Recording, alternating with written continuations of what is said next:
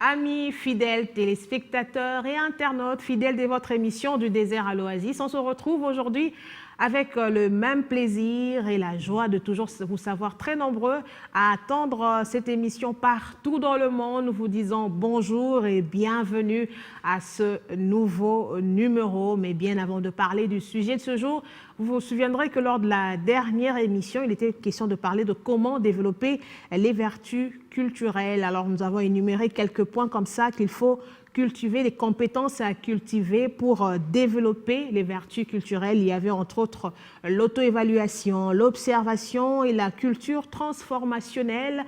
Et aujourd'hui, spécialement, nous venons avec un sujet très intéressant qui vous sera très utile, nous le croyons, par la grâce des dieux. Il s'agit de l'intelligence transculturelle et interculturelle. L'intelligence transculturelle et interculturelle. Et bien avant de parler de ce sujet, nous avons avec nous le plaisir de recevoir, comme toujours déjà, notre invité qui est toujours disponible pour nous, l'évangéliste Léonard. Évangéliste, bonjour et bienvenue.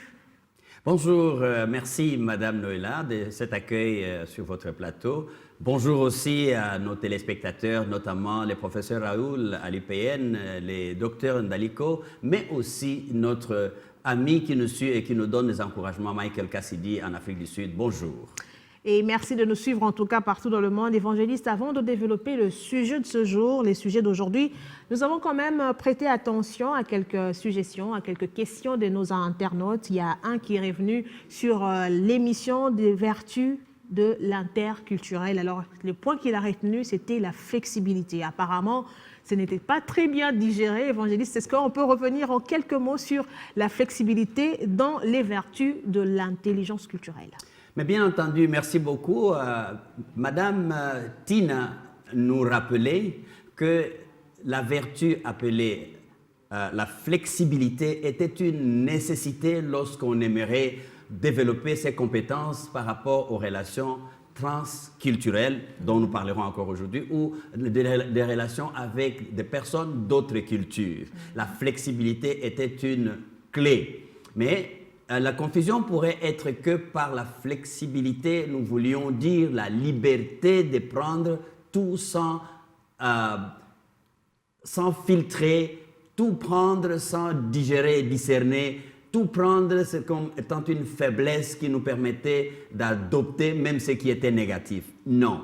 Nous voulions ici souligner que la flexibilité était nécessaire parce que ça vous donne de l'espace de croire aussi à ce que l'autre a et que vous n'avez pas. Bien avant de comprendre si ce qu'il a est bon ou pas bon, mais déjà le fait d'identifier que la compétence que l'autre a, je ne l'ai pas. Nous l'avions aussi dit que mon ignorance n'annule pas l'existence de ce que je ne connais pas. Et c'est simplement par la flexibilité que je donnerai l'occasion d'écouter ce que l'autre dit que je n'ai pas. Et donc, la flexibilité n'est pas l'acceptation de tout à l'aveuglette, mais la flexibilité, c'est la possibilité de s'adapter dans le contexte de ce que je connais et de ce que je ne connais pas.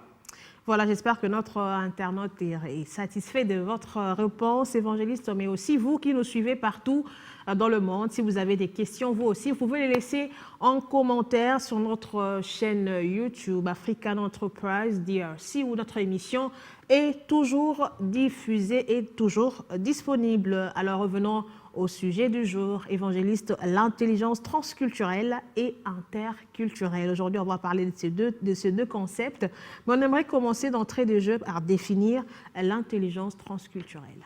Merci Madame Noëlla. Vos questions sont toujours très droit au but.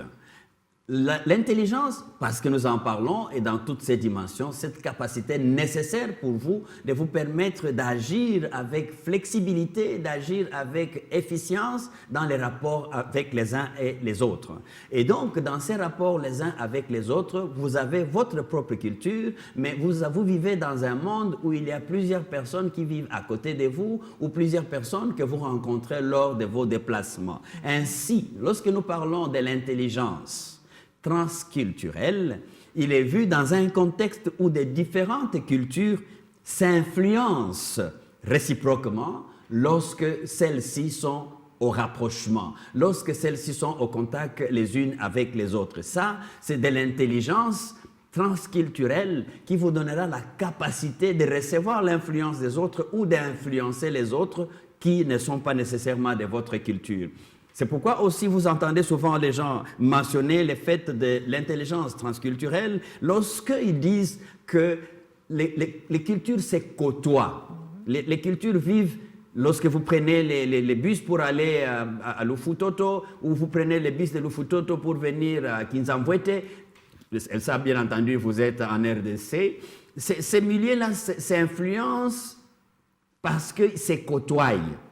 Et c'est le fait de se côtoyer, le fait de se visiter et le fait de se traverser mutuellement, l'influence arrive. Donc, du point de vue étymologique, Madame Noëlla et tous ceux qui nous suivent, quand nous parlons de l'intelligence transculturelle, il y a deux phonèmes, il y a deux mots, si vous voulez bien, les préfixes trans et la notion de culture. Et donc, les cultures, lorsqu'elles se traversent, lorsqu'elles se croisent, elles s'influencent. Et c'est donc de ces contacts, de ces différents contacts que nous parlons de l'intelligence transculturelle qui doit se développer. Parce que généralement, elle se passe ou elle s'influence par les transports, comme je venais de commenter parlant de transport, par des échanges économiques, artistiques, et que sais-je encore.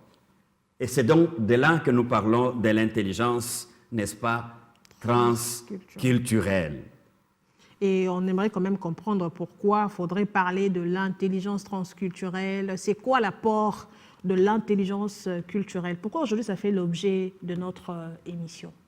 Mais c'est très important, Madame Noëlla, parce que nous disons que l'oasis de l'éducation nous permet de développer des compétences qui nous permettront de bien agir dans notre milieu, mais aussi notre milieu qui est aujourd'hui un milieu qui ressemble à un village planétaire, dont nous avons besoin d'avoir des compétences qui nous permettent de pénétrer les milieux qui nous seraient autrement accessibles si nous ne puissions pas développer ce genre de capacités. Donc nous disons que l'apport majeur de l'intelligence transculturelle, c'est cette influence que je peux facilement avoir sur les autres ou que je peux recevoir positivement ou négativement. Cela va encore demander qu'on puisse revenir un peu dans les détails, mais c'est très important que cet apport que nous avons, c'est qu'il y a le développement des relations, qui puissent être des relations économiques, qui puissent être des relations sociales, professionnelles,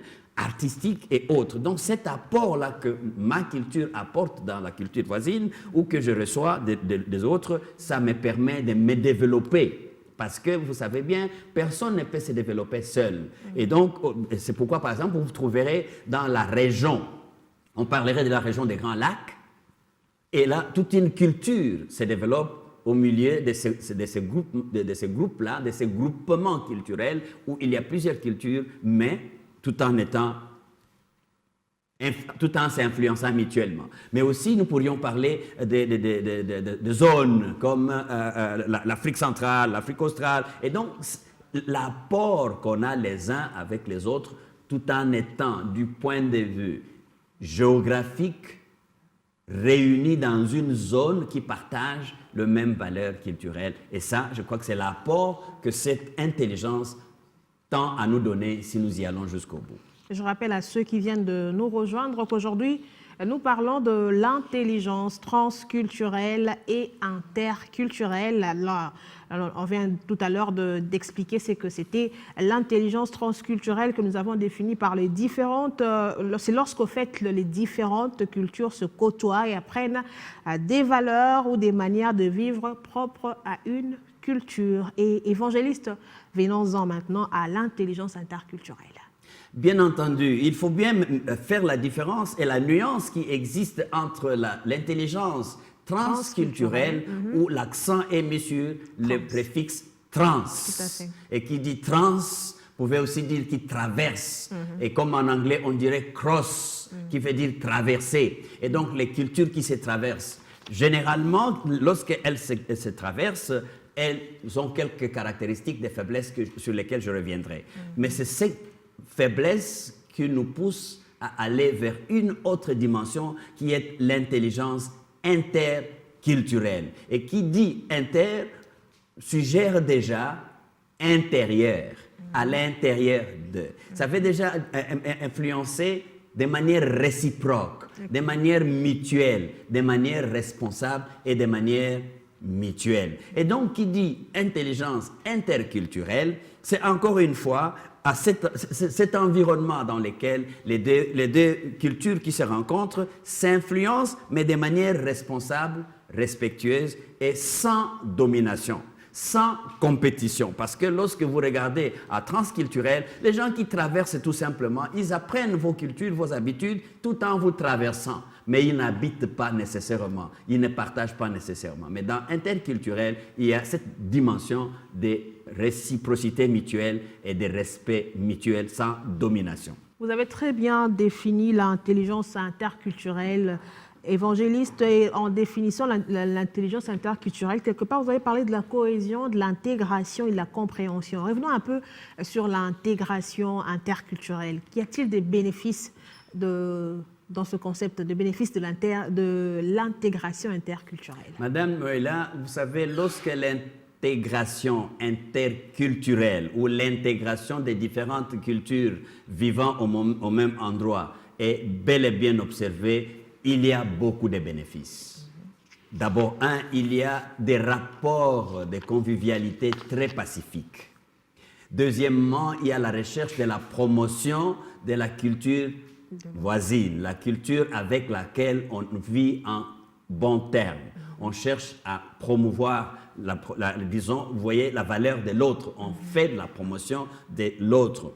Mais aussi, il y a un élément important des bénéfices, c'est qu'il y a absence totale de recherche de domination d'une culture sur l'autre. Voyez-vous, lorsque par exemple il y a une bonne intégration dans la région appelée par exemple région francophone, pour ne citer que cela, vous verrez que ceux qui parlent le français auront ça comme élément culturel en commun qui va mener la fédération des cultures autour de cet élément qui est le français. Et si ceci arrive à faire une bonne intégration, il n'y aura aucun dans la zone francophone qui cherchera à ce que son élément culturel, soit-il la langue française elle-même ou son comportement vestimentaire, ne puisse prendre la préséance ou la suprématie sur l'autre culture. Donc il y a la convivialité, le respect mutuel, qui est vraiment qui est un des éléments à souligner ici, parce que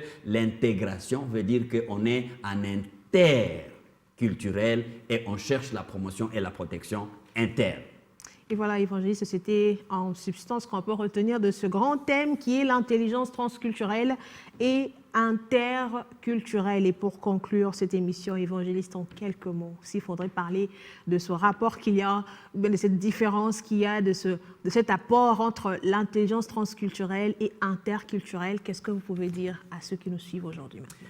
Madame Noëlla et chers frères et sœurs qui nous suivez, si le monde devait accepter la dimension que Dieu a bien voulu, c'est qu'il y aurait la dignité et l'acceptation des valeurs communes, parce que c'est ça qui fait la richesse même de l'homme créé par Dieu. Et lorsque nous observons de la bonne manière les facteurs non négociables qu'il y a dans les vivres en commun, ceci ne pourrait bien arriver que par l'intelligence interculturelle. C'est-à-dire qu'il n'y aurait vraiment pas eu de l'invasion ou de l'exploitation abusive d'une culture par une autre culture. Et ça, c'est ce qu'il y a au cœur de notre étude dans cette dimension éducation, l'oasis de l'éducation, de telle sorte que les sociétés multiculturelles puissent rencontrer des composantes qui vont refuser, n'est-ce pas, qui vont prohiber l'exploitation, l'agression et même la domination des uns par les autres. Au contraire, nous chercherons la protection pour l'existence des valeurs communes que nous partageons dans l'espace interculturel. Telle est notre suggestion, telle est notre demande, telle est notre démarche pour vous tous qui nous suivez, pour que nous puissions tous aborder, bien entendu, l'intelligence qui nous pousse à établir des rapports de convivialité, de respect mutuel et de la promotion des uns et des autres. Évangéliste, est-ce qu'on peut prier pour nos téléspectateurs? Volontiers. Frères, sœurs qui nous suivez, nous pouvons ensemble prier parce que Dieu est celui qui nous donne cette intelligence qui nous permet d'aller beaucoup plus loin. Père, ce matin ou ce soir, selon les cas, parce que nous sommes en train de suivre cette émission à des différents endroits, nous voulons te demander de nous donner cette dimension d'amour qu'il y a en toi, cette nature qu'il y a en toi de l'acceptation de tout peuple autour de toi. Fais-nous, ô Dieu, comprendre cette dimension que ma vie est la bonne chose que l'autre cherche à avoir pour qu'il puisse s'épanouir et se développer. Donne-nous cette capacité de nous accepter mutuellement, de nous protéger et de nous promouvoir mutuellement pour que la gloire te revienne à toi et à toi seul, au nom de Jésus-Christ. Amen. Amen, amen. Voilà, c'est fini pour aujourd'hui. On se retrouve très prochainement pour une nouvelle émission avec un sujet aussi intéressant que celui d'aujourd'hui. Merci de nous avoir suivis partout dans le monde et que Dieu vous bénisse.